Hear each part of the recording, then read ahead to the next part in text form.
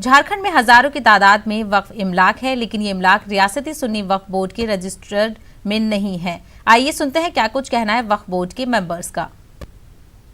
झारखंड में लगभग 500 करोड़ की वक्फ प्रॉपर्टीज हैं, जिसे railway department, ECL, CCL, Jharkhand सरकार, कई प्राइवेट ऑर्गेनाइजेशंस और बहुत सारे लैंड माफियानों से इंक्रोचमेंट करके रखा है, गसब करके रखा है, जिसकी वजह से काफ़ी नुकसान हो रहा है वक्फ को। अगर ये वक्फ की प्रॉपर्टीज़ को निकाल लिया जाए तो झारखंड में मुसलमान के बच्चों को एजुकेशन दिलाने के लिए हम कई यूनिवर्सिटी बना सकते हैं, कई इंस्टीट्यूशंस बना सकते हैं, मेडिकल कॉलेज, इंजीनियरिंग कॉलेज बना सकते हैं। तो सबसे ज़रूरी है कि वक्फ प्रॉपर्टीज़ को हम निकालें। दूसरी तरफ देखा जाए तो यहाँ पर पूरे झारखंड में सिर्फ 200 के लगभग वक्फ रजिस्टर्ड हैं, जबकि 5000 से ज़्यादा वक्फ पूरे झारखंड में हैं।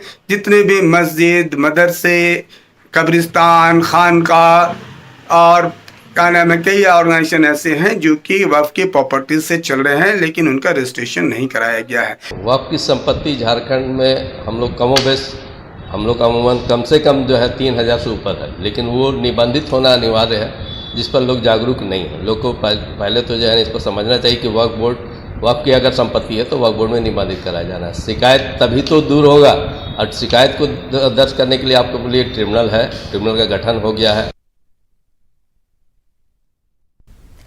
कानपुर में पुलिस की लापरवाही ने एक